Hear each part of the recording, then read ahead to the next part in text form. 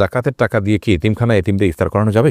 ইফতার করানো তখন জায়েজ হবে যখন ইফতার করার কোনো ব্যবস্থা গরিবের নাই, তখন আপনি জাকাতের টাকা দিয়ে সে অ্যারেঞ্জ করলেন। মূলত জাকাতের টাকা তাদেরকে দিয়ে দিবে, তাদের প্রয়োজন অনুযায়ী খরচ করবে। আপনি নিজে আইটেম ফিক্স করে দিবেন না যে জাকাতের টাকা দিয়ে তুমি এটাই করো। অনেকে হয়তো মনে করেন যে এটা আমি ইফতার করালাম, এটা একটা দৃশ্যমান কিছু হলো, তাহলে সেক্ষেত্রে তো এটি রিয়া হয়ে গেল, লৌকিকতা হলো, এটা তো গুনাহের কারণ হতে পারে। বরং আমাদের সাবধান থাকতে হবে। দাদি নানি আইডি থেকে আপনি লিখেছেন জাকাতের টাকা দিয়ে কোনো এতিম বিধবার ঘর করে দেওয়া যাবে কিনা। জাকাতের টাকা দিয়ে ইয়েতিম অথবা কোনো বিধবাকে আপনি ঘর করে দিতে পারেন যদি তারা জাকাতের হকদার হয়। এতিম হলেই যে জাকাতের হকদার হবে এমনটি কিন্তু আবশ্যক নয়, বিধবা হলেই যে জাকাতের হকদার হবে এমনটি কিন্তু আবশ্যক নয়। একজন ভদ্র মহিলা, তার স্বামী মারা গেছেন, তিনি বিধবা হয়েছেন, কিন্তু তার এত সম্পদ আছে যেটা দিয়ে চলতে পারে, তাহলে সেক্ষেত্রে তিনি জাকাতের হকদার নন। এতিমের ক্ষেত্রে একই কথা প্রযোজ্য। যাই হোক, তো এতিম বা বিধবা যদি জাকাতের হকদার হয়, তাদের যে সম্পদ আছে বা উপার্জন হয় তা দিয়ে তাদের সংসার চলতে কষ্ট হয়, এরকম যদি হয় তাহলে সেক্ষেত্রে আপনি তাদেরকে জাকাতের টাকা দিতে পারেন। জাকাতের টাকা না দিয়ে তাদের যদি ঘরের নিড থাকে, যে তাদের নিরাপদে থাকার মতো কোনো ঘর নেই, সে প্রয়োজন থাকে এবং টাকা দিলে তারা হয়তো নষ্ট করে ফেলবে, আপনি তত্ত্বাবধান করে তাদের হয়ে ঘর নির্মাণ করে দিলে জাকাতের টাকা দিয়ে এটা